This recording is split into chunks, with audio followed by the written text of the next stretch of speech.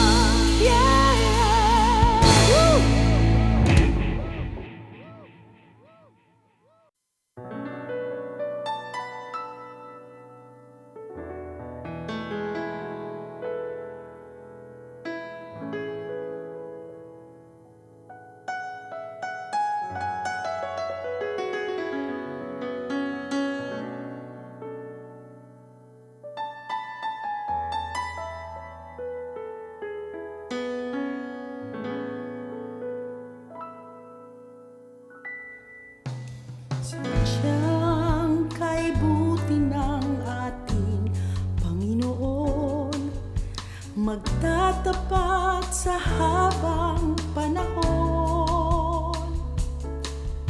Maging sa kabila ng ating pagkukulang, biyaya niya'y patuloy nalaan. Tulad ng pagsinag ng gintong araw, patuloy siyang nagbibigay tanglaw.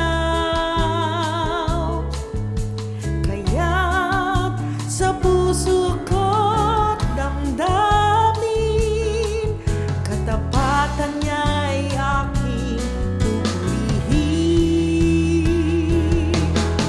Dakila ka, O Diyos, tapat ka ngang tunay, magmula pa sa ugat ng aming lahi. Mundo'y magunaw man, maaasahan kang lagi, maging hanggang wakas nitong buhay. Kaya, O Diyos, ika'y laging pupurihin, sa buong mundo'y aking aawitin. Dakila ang iyong katapatan, pag-ibig mo'y walang hanggan. Dakila ka, O Diyos, tapat ka ng tunay, magmula pa sa ugat ng aming lahi.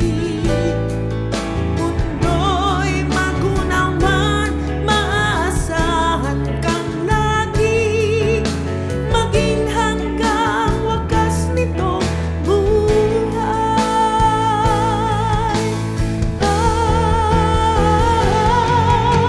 Dakila ka, O Diyos, sa habang panahon, katapatan mo'y matibay na sandigan.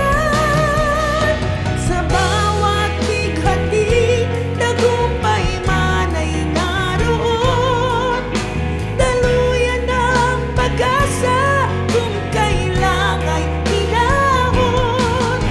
Pag-ibig mo'y alay sa'kin noon hanggang ngayon. Dakila ka, dakila ka, dakila ka, O Diyos.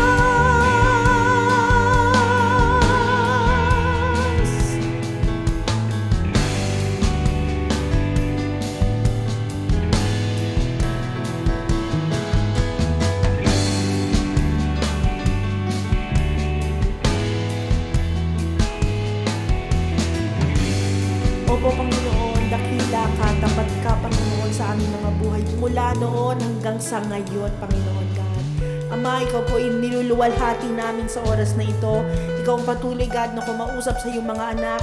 Ikaw patuloy, Panginoon God, na magpala sa lahat na nakikinig ngayong araw na ito, Panginoon. Salamat, O God, sa iyong katapatan na sumasama sa amin hanggang sa kasalukuyan.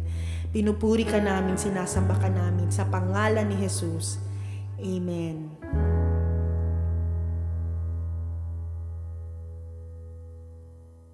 Blessed Sunday, everyone.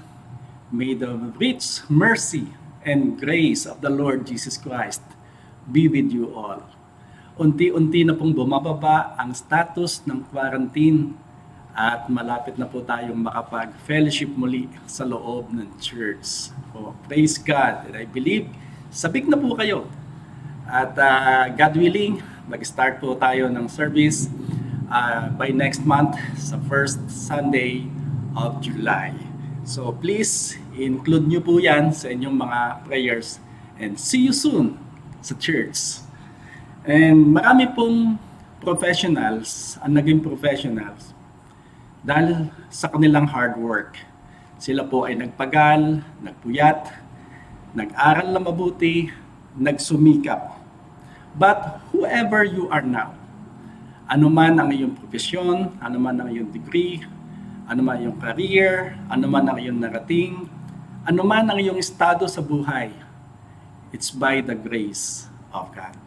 And whatever you have, ano man ang iyong na-acquire, na-accomplish, na-achieve, it's by the grace of God. Si Apostle Paul, the most hard-working apostle of the Lord Jesus Christ, ang sabi po niya in 1 Corinthians chapter 15, verse 10, "By the grace of God, I am what I am, and His grace toward me was not in vain, but I labored more abundantly than they all." Kaysa other apostles. At ang sabi niya, "Yet not I, but the grace of God which was with me." Ang mensahe pong ito ay binigyan ko ng pamagat na it's by the grace of God. Samahan po ninyo kong dumulog sa Panginoon sa isang maikling panalangin. Father God, we ask for your anointing as we listen to your word today. Speak to us, Lord, and may our lives be blessed by your living and powerful word. This we pray in Jesus' name. Amen and amen. What is the grace of God?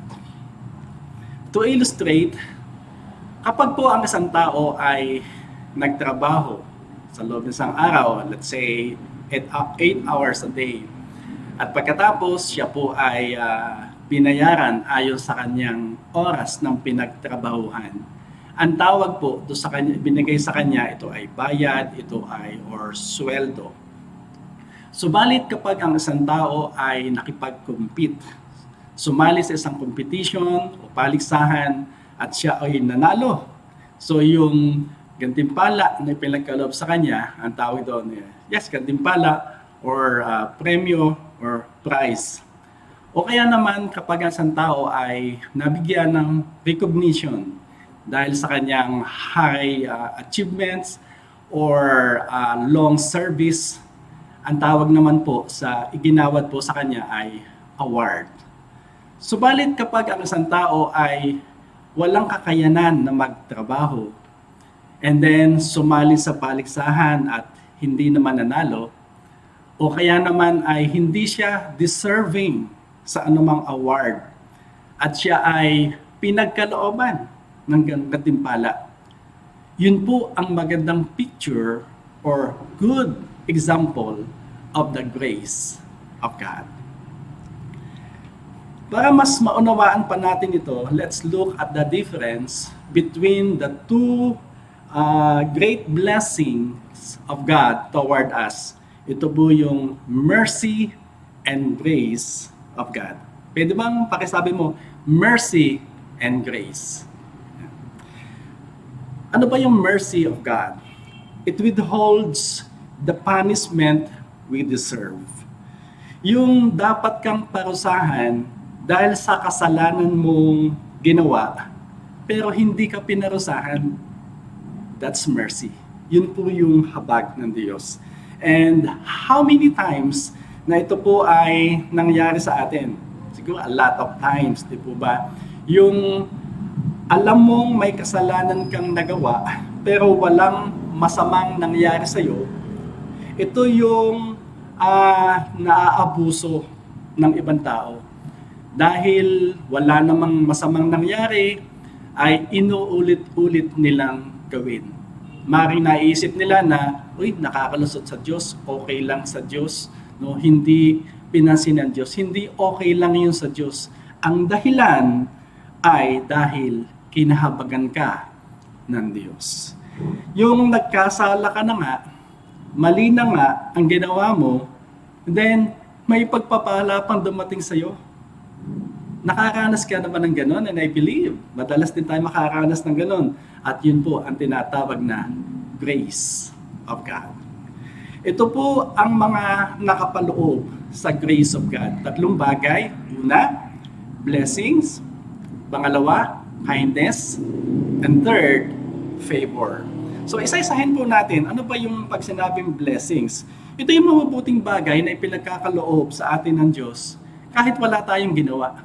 Or mali na ang ating nagawa, pero binibigyan pa tayo ng Diyos ng mabubuting bagay. So ito po yung blessings na nakapaloob sa grace of God.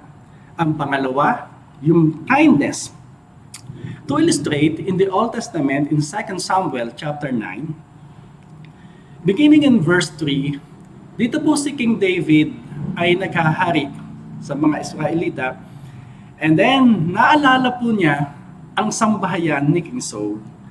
And in verse 3, ito po ang sinasabi, Then the king said, Is there not still someone of the house of Saul to whom I may show the kindness of God? So dito po, magandang maunawaan natin, ano ba ang sambahayan ni King Saul? O sino ba si King Saul? Ito po yung pinalitan ni King David na kung saan ay pinagmalupitan siya. Ilang beses po siyang inattempt na patayin, ginawan po siya gagawin po siya ng masama. Subalit sa time po nito, by the way, si King Saul ay patay na. Ang buo niyang angkan, actually, nalipol ng mga kalaban, hindi na King David, dahil si David walang ginawang masama kay King Saul. Pero sa time po nito, kahit hindi maganda ang mga ginawa ni King Saul for David, gusto po niyang gawan ng mabuti kung may natira pa sa kanilang angkan. At dito po ay sumagot si Ziba. Ang sabi dito, And Ziba said to the king, There is still a son of Jonathan who is lame in his feet. Meron po, mahal na hari, na kaisa-isang nakaligtas sa buong sambahayan ni King Saul. Kaya lang, siya ay lumpo. Ito po ay si Mephibosheth. That's why in verse 6, jump ko na po ibang verses, ipinatawag pa rin ni King David si Mephibosheth kahit po siya ay lumpo. Posibleng kaya po ganun ang sagot ni Ziba para sa kanya ay mahal na rin, hindi mo yan pwedeng maisama sa digmaan dahil lumpo. Pero gusto pa rin po siyang makaharap ni King David dahil gusto po ipakita ang kindness of God.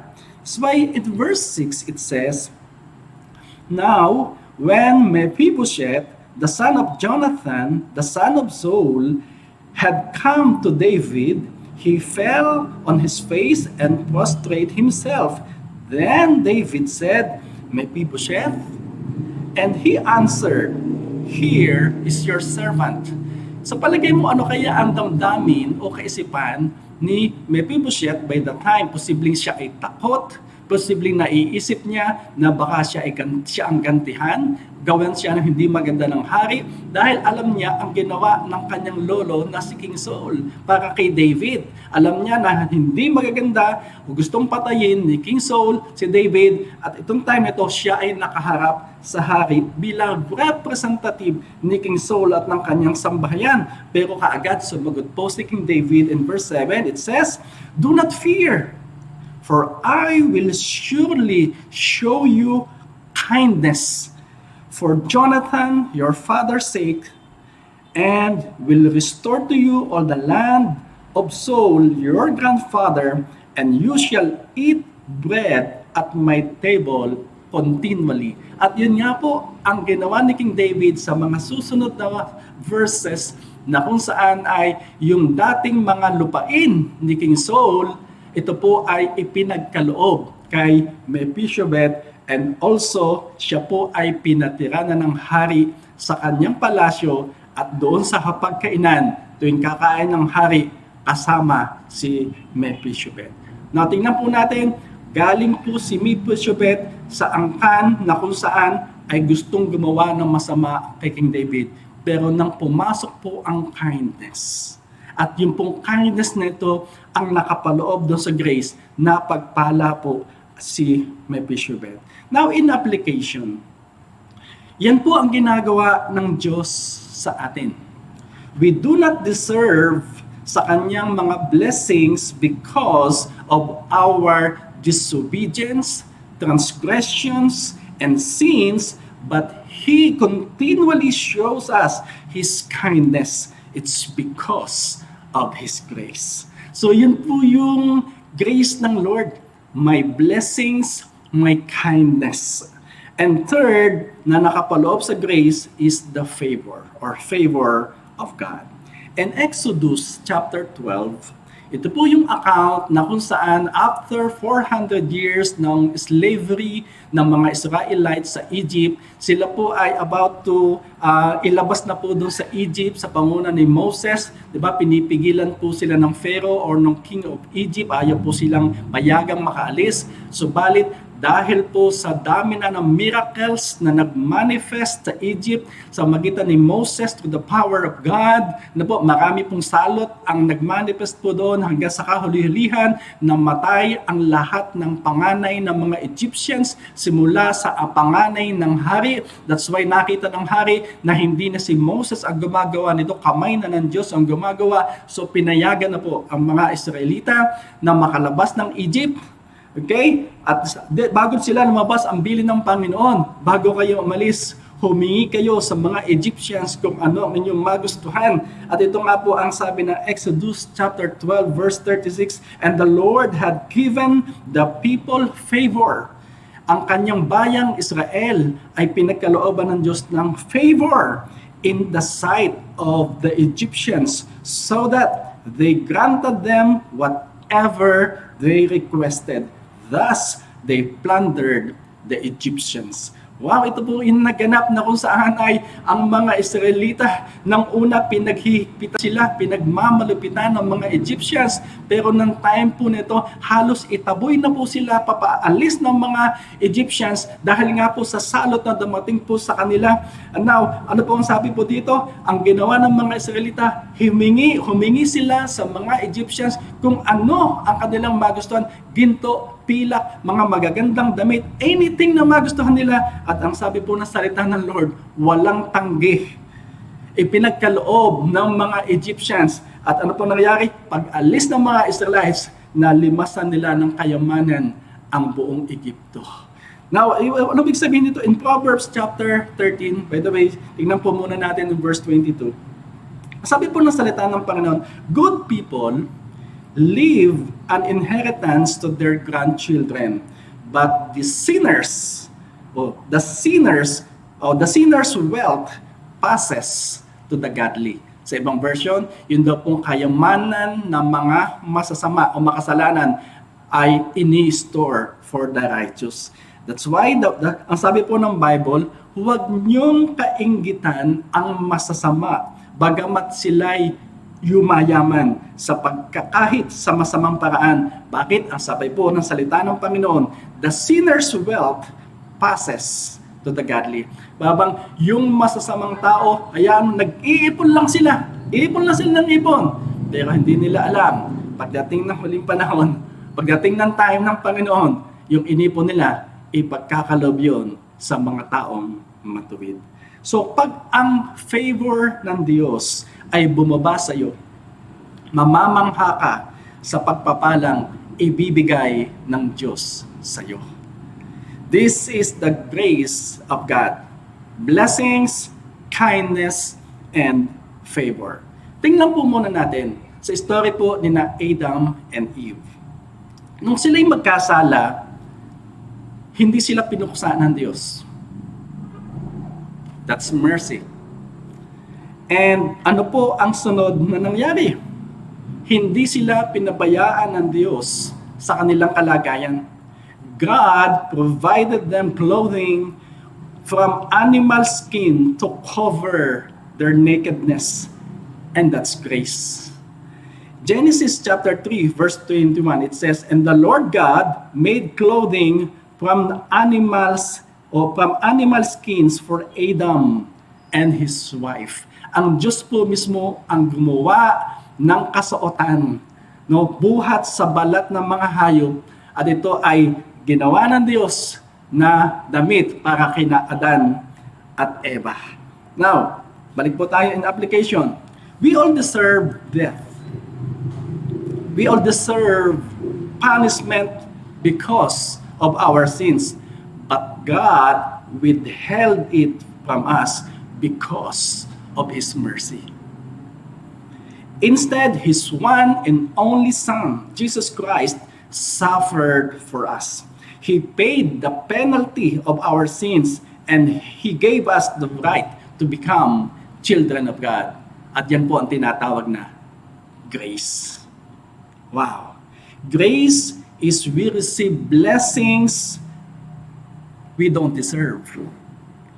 Balikan po natin yung ating text in 1 Corinthians chapter 15 verse 10. Sabi po ni Apostle Paul, "But by the grace of God, I am what I am." So Apostle Paul was saying that from being an unbeliever and persecutor of the church of God, he became a believer, he got saved, and now an apostle of the Lord Jesus Christ. Dating kumakalaban sa Panginoon, ngayon ay lingkod ng Panginoon. And he said, it's all because of the grace of God. Ano ang buhay mo noong hindi mo pakilala si Kristo? At ang buhay mo ngayon na ikaw ay na kay Kristo? Meron bang kaibahan? Dapat may malaking kaibahan, di ba? Pag hindi o pag pareho pa rin lang, delikado yan. Dapat nagbabago ang ating buhay. Pwede bang pakisabi mo yan sa iyong katabi, kung may katabi ka ngayon, pakisabi mo sa kanya, delikado pag hindi nagbabago ang buhay.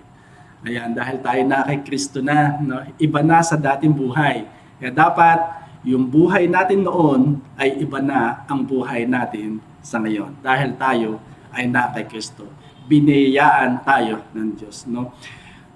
Ako po at early age ay naranasan ko na ang mapuspos. Hindi nga lang ng Holy Spirit, kundi ng masasamang bisyo. Sigarilyo, alak, sugal, at iba pa. Mga bagay na ikinasisi ako noon, pero kahiya-hiya pala sa harapan ng Panginoon. But because of the mercy and grace of God toward me, He sent somebody para magbahagi ng salita ng Diyos po sa akin. At nakilala ko ang Panginoong Jesus, hindi lang sa pangalan, kasi noon pa man, kilala ko na ang Panginoon sa pangalan nga lang. Pero ngayon ay nagkaroon po ako ng right relationship with Him. And now, I am here sharing to you the Word of God. And I give to God all the glory. Balik tayo kay Apostle Paul. Ang sabi po niya, I labored more abundantly than they all, than the other apostles. Pero ang sabi niya, yet not I. Bakit nasabi yun na Apostol Pablo? Dahil higit na marami siyang naitayong church kaysa ibang mga apostoles. Mas malawak ang kanyang nagawang pagmiministeryo, hindi lang sa pagmiministeryo sa mga Hudyo, pero higit sa lahat sa mga Hentil. Mas marami siyang naisulat ng mga aklat. From the book of Romans to the book of Philemon, 13 epistles ang nasulat po ni Apostol Pablo sa Bible. But Apostle Paul said, whatever he accomplished through his hard labor, he has done this because of the grace of God who worked with him. Na kung wala ang grace ng Diyos, hindi niya magagawa ang mga yon. Kung wala ang tulong ng Panginoong Jesus, kung wala ang grace ng Panginoon, wala din tayong magagawa. You will not become who you are now if it's not by the grace of God who worked in your life. Sabi nga ng Panginoong Jesus in John 15 verse 5, I am the vine, you are the branches. He who abides in me and I in him bears much fruit, for without me you can do nothing.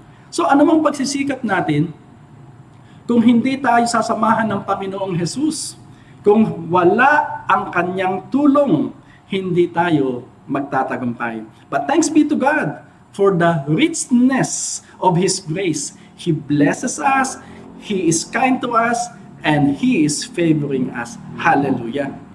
Last Sunday, kung inyo po natatandaan, Pastor Edwin, our district overseer, shared about the essential of giving in our worship. That our giving is an expression of our thanksgiving to God for His goodness, for His mercy, and grace. So our giving should be our response. Dapat po ito ay pagtugon natin to the mercy and grace of God in our lives. Hindi na dahil sa kautusan, kaya tayo nagbibigay ng tithes and offerings, kundi dahil sa pagtugon natin sa habag at biyaya ng Diyos sa ating buhay. Kung hindi tayo kinahabagan ng Diyos, no, kung sa bawat kasalanan nating nagagawa ay pinarurusahan agad tayo ng Diyos, malamang ano kayang kalagayan natin? Lasog-lasog na tayo. But still we are standing. Nakapagpapatuloy tayo, iniingatan niya tayo, pinoprotektahan niya tayo lalo na against this coronavirus. Pinagpapala niya tayo. He supplied our needs. Po, one time in our devotion, family devotion, sa sharing o sa discussion, meron pong question na what makes you proud sa iyong mga nagawa? So, sharing po kami. Pagdating po sa akin, ako po inahirapan sagutin. Dahil alam ko po ang aking kakayanan. Alam ko po na anuman ang aking nagagawa, yun ay dahil sa tulong ng Diyos. The rich grace of the Lord Jesus Christ. Kaya na makita natin, anuman ang ating nagagawa, lalo sa mabubuting bagay, nagagawa natin yun dahil sa grace ng Diyos. Dahil sa tulong niya sa atin.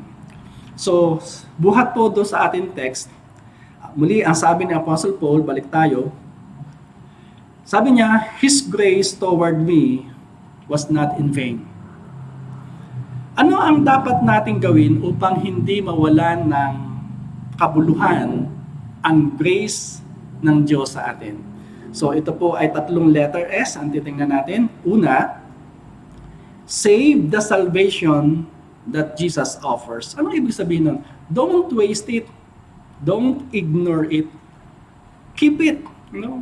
Ingatan po natin yung salvation na ini-offer ng Panginoon sa atin. Sapagkat ang sabi po ng salita ng Lord in Ephesians chapter 2 verses 8 and 9, God saved you by His grace when you believe.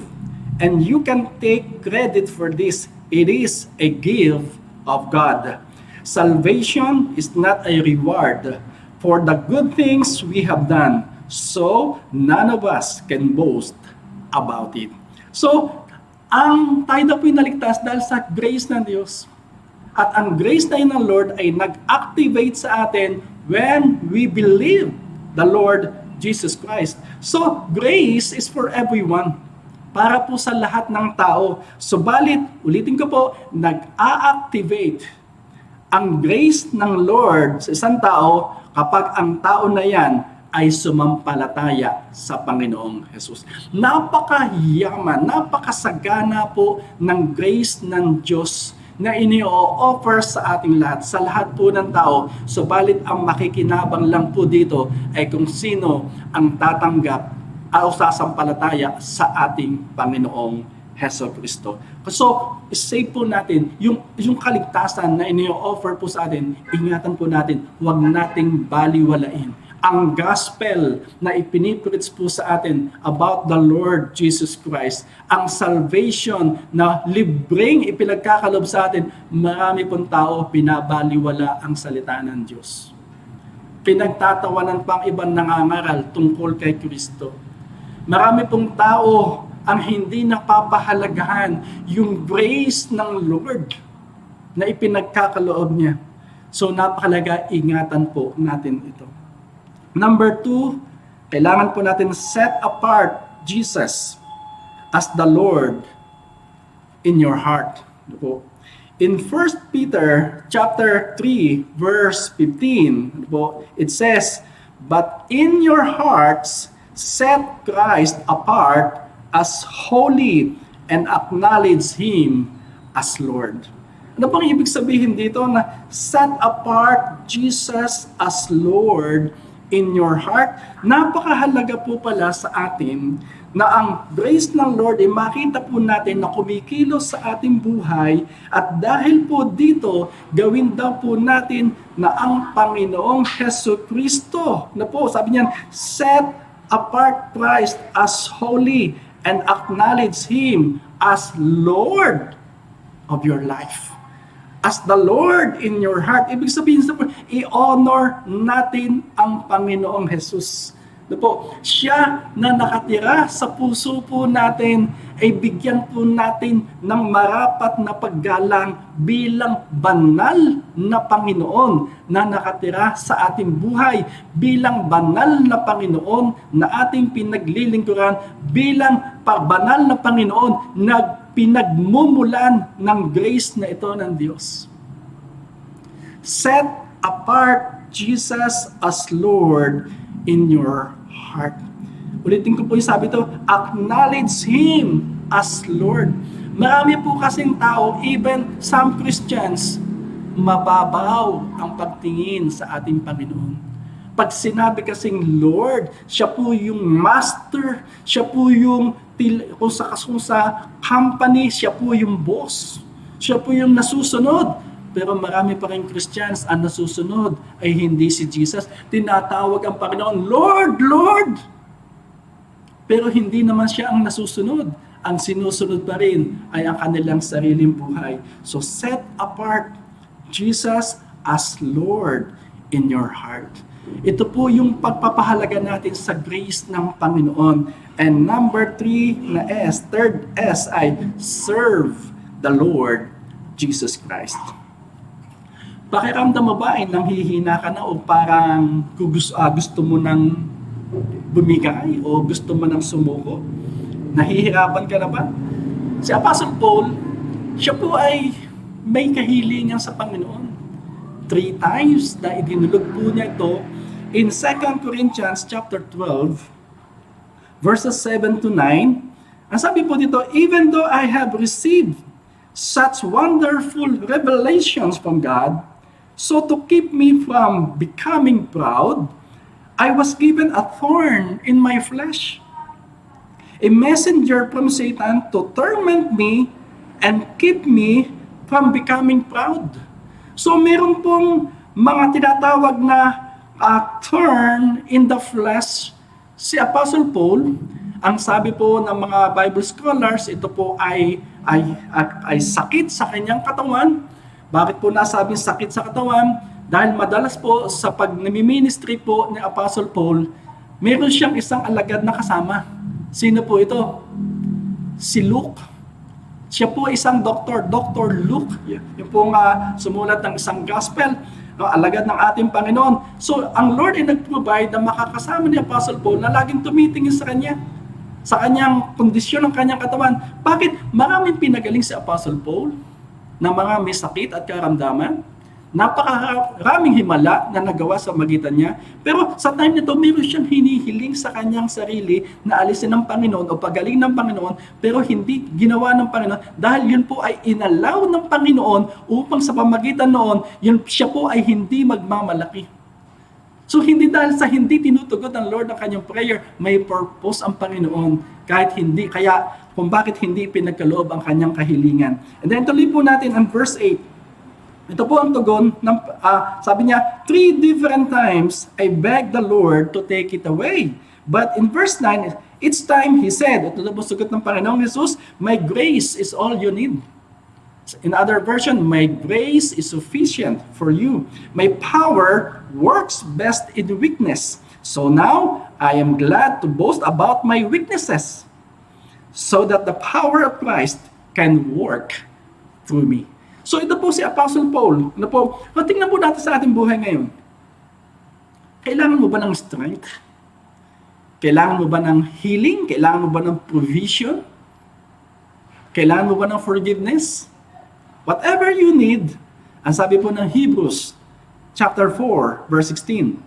So, let us come boldly to the throne of our gracious God.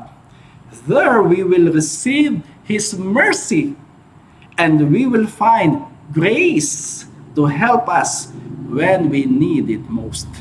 Ito po, wag daw tayong mag-atubili na lumapit sa ating Panginoon. Na po, at dito, tatanggap po tayo ng kanyang habag.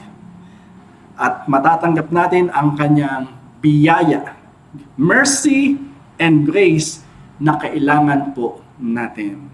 So muli, sa paglilingkod sa Panginoon, nandyan ang grace ng Lord para tayo makapagpatuloy. Maglingkod tayo sa ating Panginoong Jesus kahit minsan nahihirapan tayo. Nakikita natin ang ating weaknesses, pero sa ating kahinaan, kung tayo ay mag-rely sa Panginoon, hallelujah, because of His grace na sufficient sa bawat isa sa atin, hallelujah, tutulungan niya tayo. At sa ating kahinaan, magmamanifest doon ang kapangyarihan ng ating Panginoong Jesus. Kapatid, ang habag at biyaya ng Diyos ay napakasagana para sa iyo.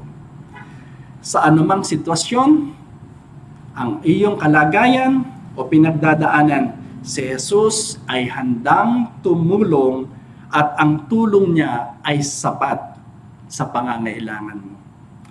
Praise God. Praise God.